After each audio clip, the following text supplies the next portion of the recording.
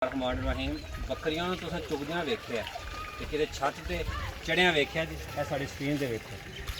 कितनी मौज मस्ती दे विच बकरी खलोती है। इहदे जा भी है दो त्रै ते थल्ले वेखदे पे ने एह् किं चढ़ियां ने। मैं भी जिंदगी दे अंदर शायद पहले किते इन्हां नूं बकरियां छत उत्ते इंज चढ़दियां एक वरान जी बिल्डिंग है जेरे तमीर है देखा होवे ते तुसीं वेख्या ते कमेंट करियो कि बकरियां वेख के ना रोड के किनारे इस बिल्डिंग के उत्ते ते मैं आख्या भी यह जेह्ड़ा सीन है नज़ारा है ना ये फीलिंग जिहड़ी है ना मैं अपने फॉलोअर नाल शेयर करां। वो वेखो दोवें बकरियां दे जेह्ड़े जान ने ना एक वड्डा एक छोटा है आपो भी तीन जेह्ड़ा ना प्यार करते पे ने हैं एक दूजे नाल मस्ती करते पे ने ते यह बकरी किस तरह ना जिस तरह कोई कहते हैं कोई ना नमूना एक मॉडल बनाया होंदा है जिस तरह फिक्स खलोती होंदी है ते दुद्ध देने वाली बकरी है किन्ने ना खूबसूरत रंग ने ते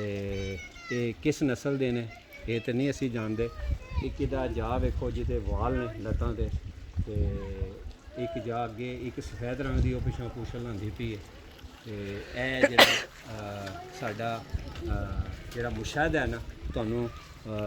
चंगा लग्या होवेगा ते इहनूं तुसीं शेयर करो।